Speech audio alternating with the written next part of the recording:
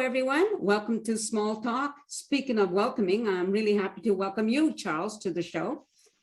Thank you very much. And I'm glad to be welcomed and happy to meet you digitally and to be here. Yeah, it's so much fun, isn't it? In person is great, but I also enjoy this as well because I can talk to people wherever they are, as I'm sure you can as well. Absolutely. You know what? As much as COVID has been a negative thing for all the reasons that we don't need to go into, one of the upsides of it is it's opened up the whole world to me as an audience. Yeah. So, yeah. Now, speaking of audience, I know that you are an actor, a comedian, and a motivational speaker, correct? Yes, you're missing a. I'm what I call a Heinz 57 actor, writer, comedian, director, public speaker. I just encompass it all under one umbrella. Performer. It's all performance.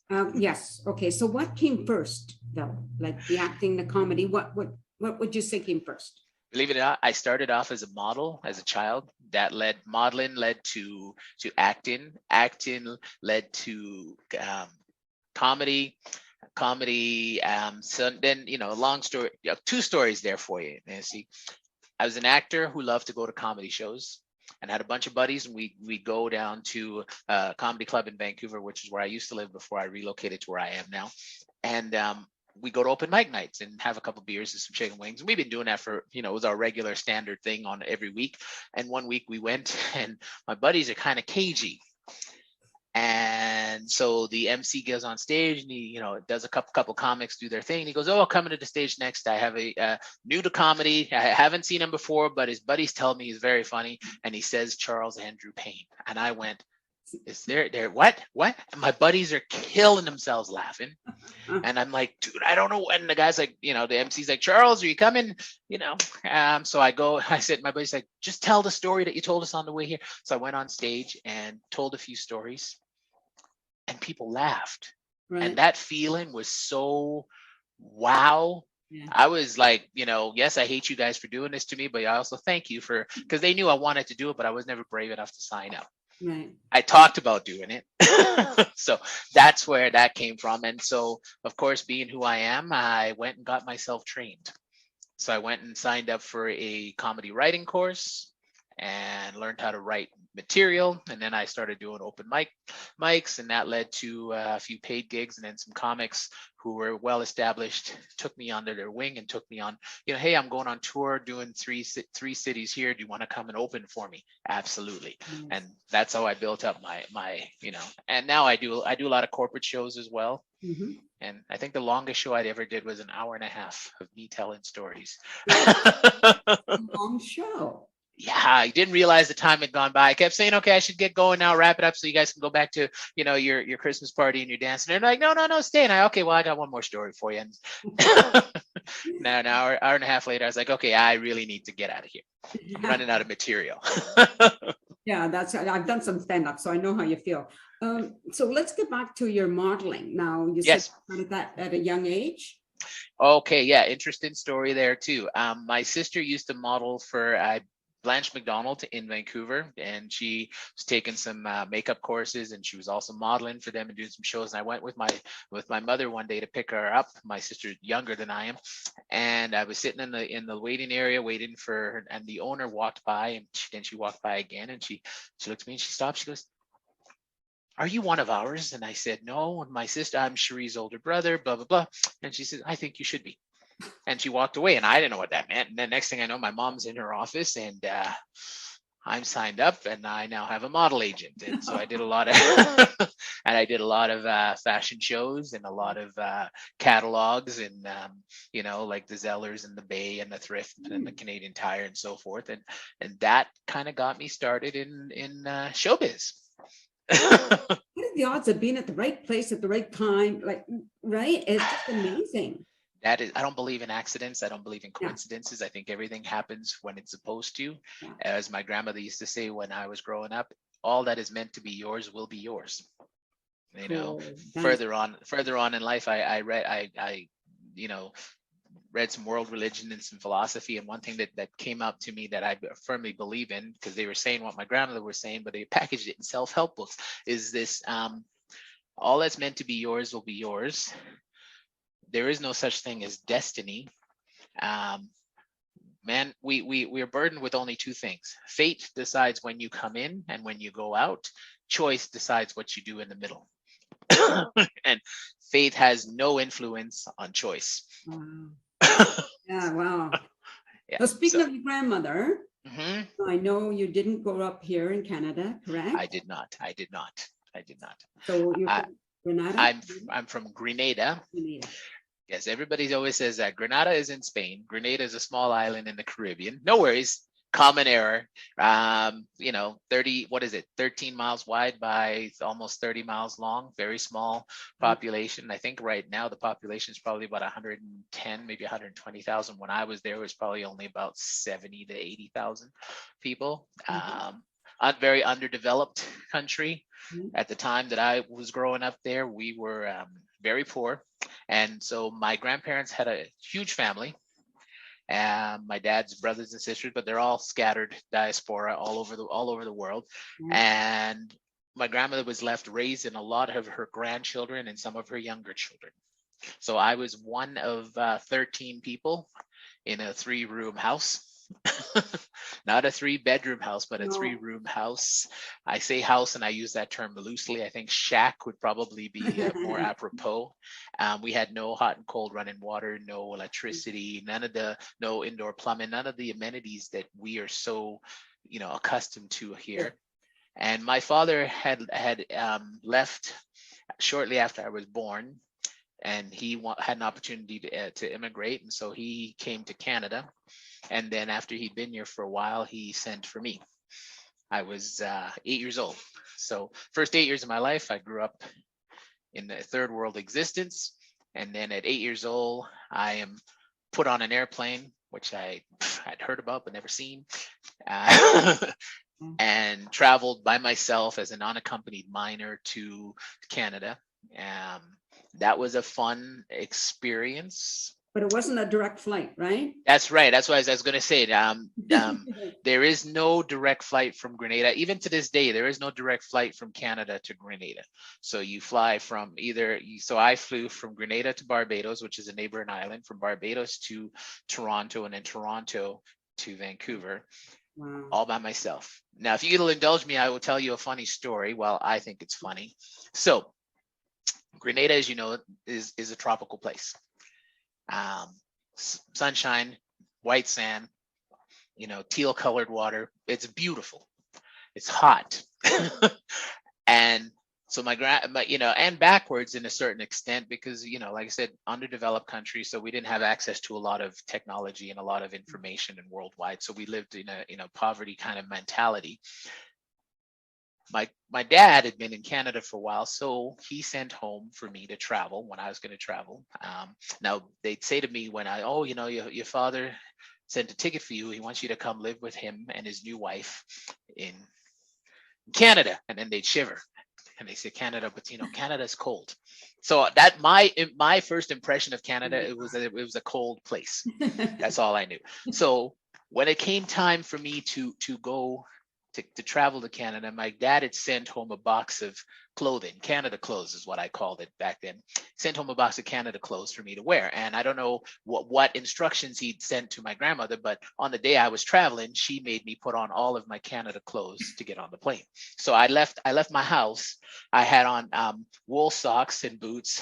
What are those things called? Long johns, top and bottom, a turtleneck, a sweater, a winter jacket, a scarf, a toque, and some gloves. And my grandmother, being the matriarch of the house, had said to me, "Where you're going to in Canada, it's cold," and she shivered. "And I want you to be warm when you get there, so keep this clothes on." Man, I was 8.5 years old. Grandmother words were wisdom. I took it at face value.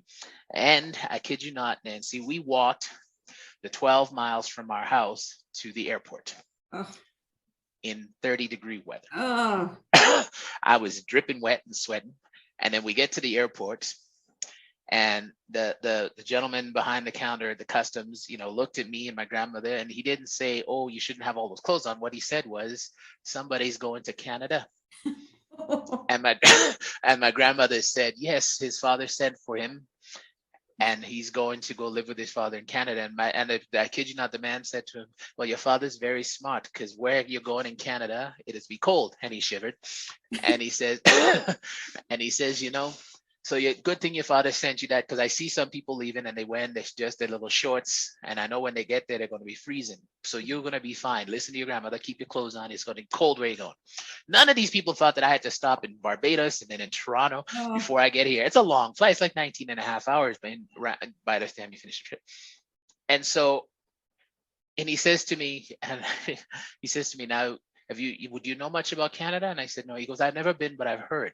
And he goes, those Canadian people that you're going to go live with, they're very, very smart and industrious. And I looked at him and he says, they have this thing there. It is maybe cold. You know why it's cold? Because it's covered in snow. But they don't let that snow go to waste.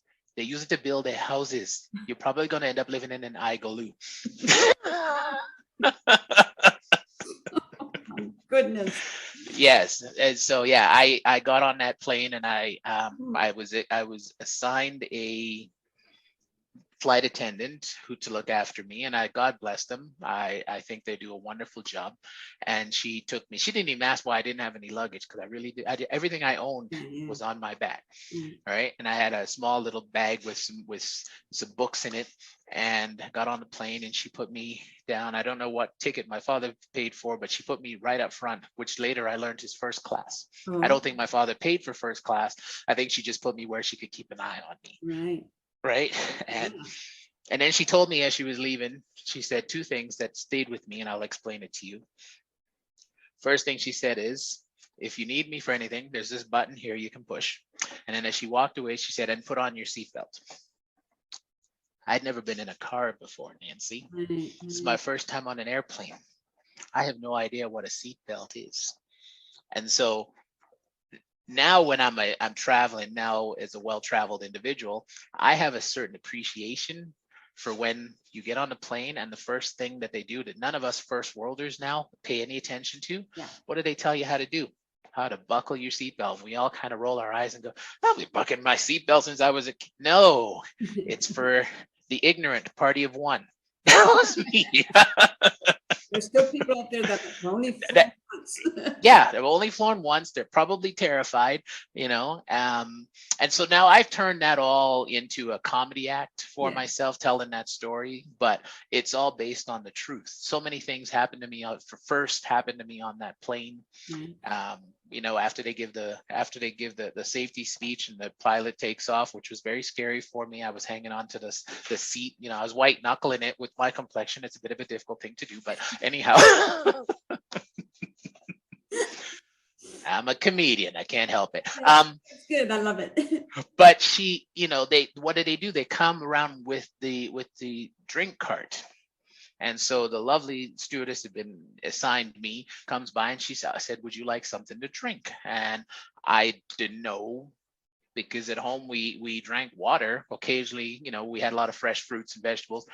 And she says, would you like a pop or a soda pop? And I didn't know what it was, so I just said yes.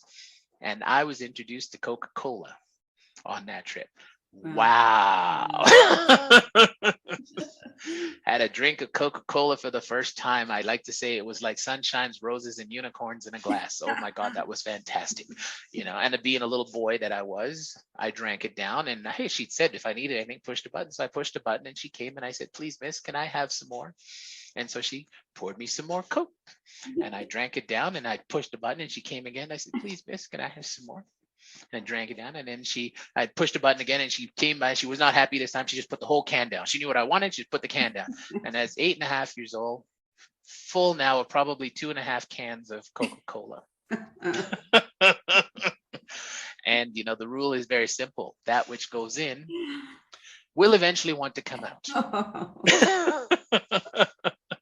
And the reason I tell you that is because in Grenada, because we didn't have indoor plumbing, you had two choices for facilities. You either went to the outhouse, which was what you guys call an outhouse here, would have been a luxury based on what we had. It was literally a hole in the ground with some clapboard around it. Okay. Or you used the tree. And none of us kids would use the outhouse because, true story, my cousin Francis went to use the outhouse one night in the dark and tripped and fell in. So To this day, his nickname is still Pooh Head. Funny. But yeah, funny but true. So I now find that all this lovely pop that I had drank wants to come out, and I'm looking around going, I'm 36,000 feet above ground.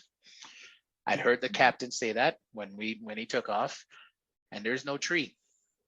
So I pushed the button, and she came and she brought another can of pop, and I said, no, miss, I need to use a tree. And she said, what? I said, I need to use a tree. I said, I need to pee. She said, well, why didn't you say that? And she unbuckled my seatbelt, grabbed me by the hand, walked me to, the 4 paces to the bathroom that's always conveniently close to the people in first class, and the people in the back have to walk a while to get. Yeah. But anyhow, there it was. And as she's taking me to it, I'm thinking to myself, oh God, she's taken me to an outhouse. We 36,000 feet. What if I fall in? It's a longer bit to the story, but yeah. Oh, I'd never seen indoor plumbing before, and that was my first exposure to it. So a lot of things were exposed to me on that 19.5-hour transverse to where I got to Vancouver. And no, I didn't end up living in an igloo. We lived in a nice house in a nice neighborhood with my father, my stepmother, and my baby sister, who I met for the first time. And yeah, a lot of firsts, a lot of adapting quickly. Learning quickly. I got taken to school by my father walked with me to route the school a couple times over the weekend. I arrived on a Friday night, so I had Saturday and Sunday, and then Monday morning I was going to go to school, and they'd registered me for school, so he dropped me off at the school, and I was the only Black kid in my whole school. with a strong West Indian accent, dressed in lovely khaki pants and a nice shirt, and all the other kids kind of looked at me like I was weird. Yeah, because I didn't understand Canadian ways and Canadian customs, and they'd grown up with television and cars and toys and all that wonderful stuff that I had no clue about. Talk about having to adapt very quickly. And if you'll indulge me, I'll tell you one more story, and then you can ask me another question. So my first day of school, that my father taken me to school, introduced me, filled out the forms, and signed my name as Charles. And the principal took me down to introduce me to his class after my dad had left, and said, class, I'd like to introduce you to a new student that's joining your class. This is Chuck. And do you know, it took me all of elementary school all the way till I transferred schools to go to junior high. I was known as Chuck, and no matter how much I tried to correct everybody, every teacher called me Chuck, to the point where my stepmother, when I got my first report card, and it was a nice, good report card, and because in Grenada we might have been a developing country, but we're on the British system, so we're actually slightly ahead in terms of education. So when I came here, they skipped me a grade first off, but got my report card. And it said, like, nice things, good marks, but it said Chuck. All the comments said Chuck. So come Monday morning, my mother dropped me off at school, marched me into the principal's office and said, I think you sent the wrong report card home. My son's name is Charles, and this is a report card for somebody named Chuck. Oh my goodness. And would not accept it till they fixed it. I just thought how presumptuous it was. Of the teacher to introduce you, just assume that you're Chuck. Yeah. Right? And I don't, to this day, I can see how you get Charlie from Charles, but I have yet to determine how you get Chuck from Charles. Well, there's no logic to nicknames. I will give him the caveat that he was British. So culturally, I learned later on in life that Charles is shortened to Chuck in Britain. Oh, I never heard of Prince Chuck. Yeah, neither did I. Prince Chuck, he's Prince Charles. It's a funny thing. I'm named after 2 of the Queen's boys, Charles Andrew. Oh, all right. Not Chuck, and not Chuck. And as a rule, well, I've always established this rule: whatever name you introduce yourself to me as is what I'm going to call you, unless you tell me otherwise. And I think people should just start doing that. Yeah. Now, when you were in school, and here you are, like as you said, the only Black child in the class, in the whole school, probably. How were you treated at the beginning? Oh, not well. I was bullied pretty much every day. I was supposed to go in grade 3. After 2 weeks, they moved me to grade 4. Um, I was bullied every day Mm. by these kids. And now I look at it and I go, of course I have a very unique way of looking at the world because of that experience. Um, and because I'm a writer and a comedian, I've turned some of those stories into jokes, but they're very painful to me nonetheless. Right. I didn't know about racism from where I came from. In Grenada, yes, there are people of different colors, but we all just consider ourselves West Indians. I knew Chinese people with West Indian accents. Grenada is made up of, almost 40% of the population is of East Indian heritage, but there's a lot of Dutch and French and British and Spanish and East Indian, and we all just one happy melange of people. We speak a hybrid of French, English, and Spanish, right? Our street signs are in French and Spanish, right? The culture is very British. It's part of the Commonwealth. But I never ever thought that people were different. We were all just West Indian. Right. And then I come here and I'm told that I'm other. Wow. And I didn't know what it meant. I had to go home and ask my parents and get a dictionary and look it up. The first time I was called the N-word, I didn't know what it was. I didn't know colonial history. So I had no frame of reference. I didn't know about slavery. And then while I was in school, Roots came out, the miniseries. Right. And that's when as I was learning about American history, and because I didn't even know that Grenada had slaves.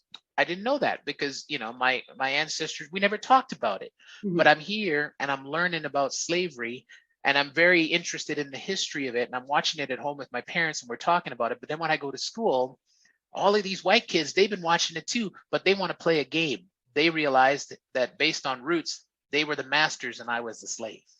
Oh my goodness. Wow. And so, there was a group of kids that would say to me, your name is not Charles, it's Kunta. Your name, because they call me Chuck and I'd say it's Charles. Well, then they say, okay, well, if you don't want us to call you Chuck, then we're going to call you Kunta Kinte or Toby. And I got beaten pretty much every day. But let me turn the positive to you on that. Yes. I got very adept at being quick-witted with words because I was small for my age because I grew up in an underdeveloped country. I'm sure if my first prime years were spent in a developed country, I would have been a bigger person to begin with. Yeah. But when I came here, I was 8.5 years old, but I barely weighed 50 pounds. Wow. I was all skin and bones. And those kids took advantage of that and they beat me. Sure. And I would, but I learned to, literally it'd be getting closer to 3:00. After lunch, I would pack all my stuff and put it under my desk and I'd watch the door. And as soon as the bell rang, I'd be out the door and running home. And that went on for some time. But here's the upside and the positive of it. It was on one of those days when those kids were chasing me from school and I was running home that our track coach in my elementary school saw me running. And the next morning, he came to me and said, I saw you running from those kids. Were you running from? And I said, yes. So he had a talk with them. And he said, though, you're very fast.